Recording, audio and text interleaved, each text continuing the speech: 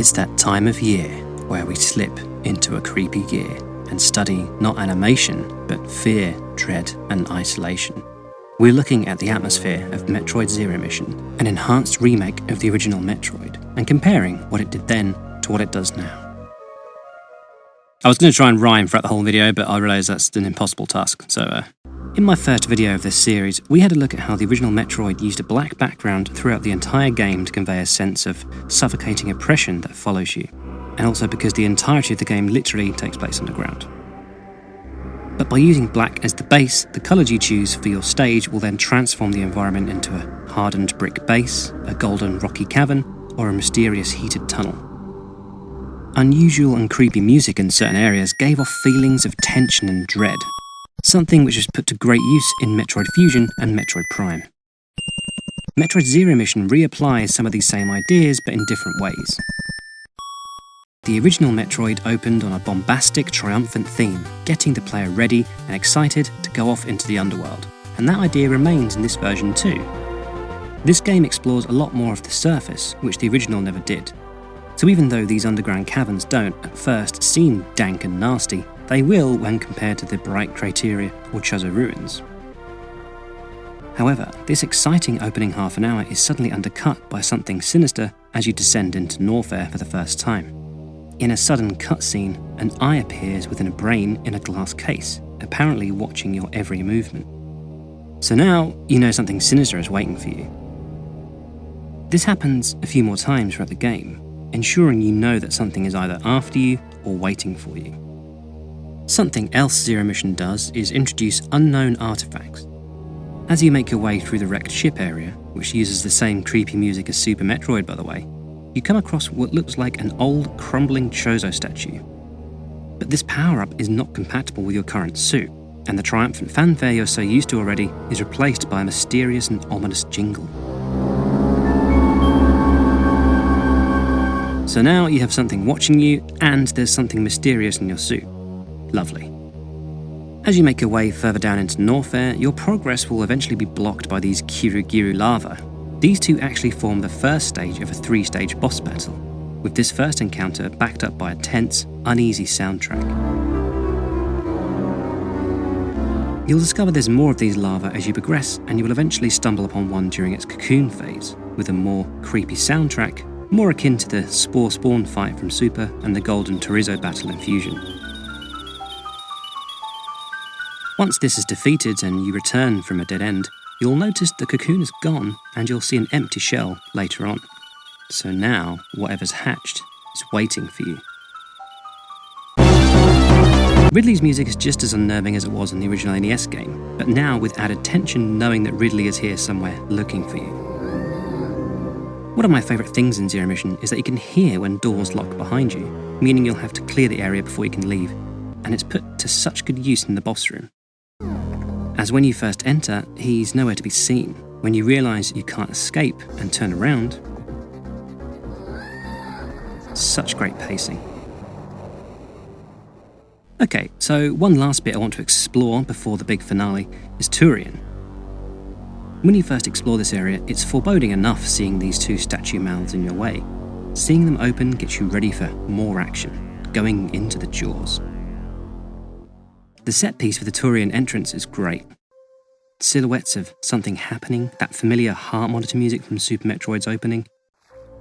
And then emerges the titular Metroids, feasting on the bodies of enemies you haven't yet encountered in the game, the Space Pirates.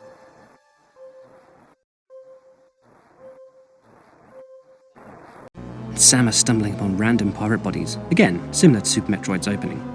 That familiar but eerie door-locking sound is put to good use in these rooms, with Metroids suddenly flying in from the background here and there.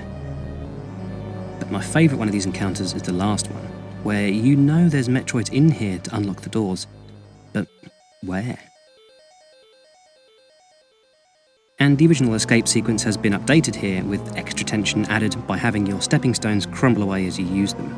So it's not just a matter of being accurate as you climb, you now have to be extra careful by going a little quicker, lest you fall all the way back down.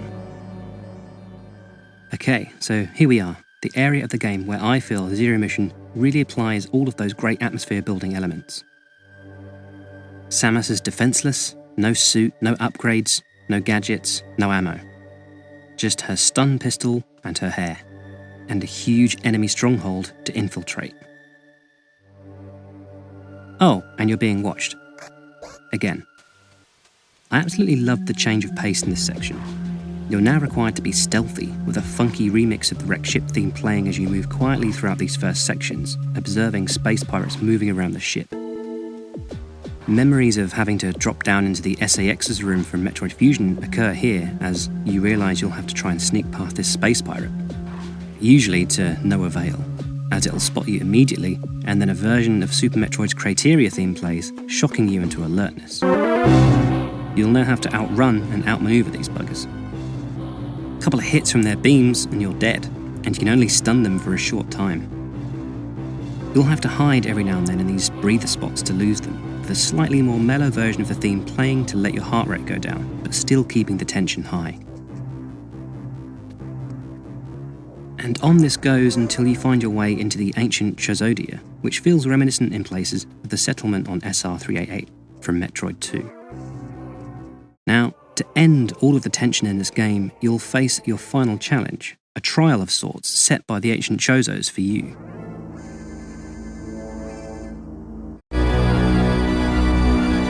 When I first played this game, everything about this final battle just felt haunting and terrifying. You've got these almost church organ pipes that blare out this ghostly battle theme, and the unusual mirror ball which will cause you damage if you shoot it at the wrong time, and the occasional lightning strike to try and hurt you. Now, something the 2D Metroid games tend to do quite well is give the player a cathartic release.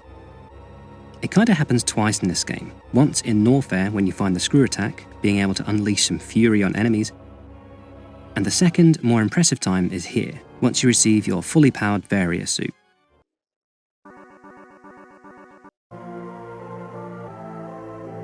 This is backed up by a return of the triumphant Brinstar theme, bookending the game. You're now that walking, spinning human tank of destruction, devastating any pirates in your path to the extent that they are now hiding from you. So that's my breakdown of how I think Metroid Zero Mission conveys the important elements of fear, dread and isolation which I believe help Metroid games stand out in the search action genre. A couple of unrelated stray thoughts before we sign off. I love how this new overworld map has been designed with Super Metroid in mind, such as including Crateria and the wrecked ship area, although I'm sad the pirate mothership has been officially deconfirmed as the one in Super Metroid. I love how returning to Turian has an eerie feeling to it, with the lava now turned to acid.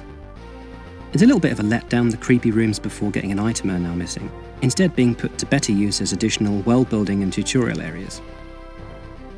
I like how exiting some of the areas once you're done with them has these statues collapse, giving way to the next hint or path forward, and of course, you've got a classic broken Chozo statue, which always signifies a hard path ahead. Don't forget to check out my other video on how Metroid Prime 2 creates its atmosphere, and the rest of the series. Let me know what your favourite moment is in Metroid Zero Mission, and remember to be kind.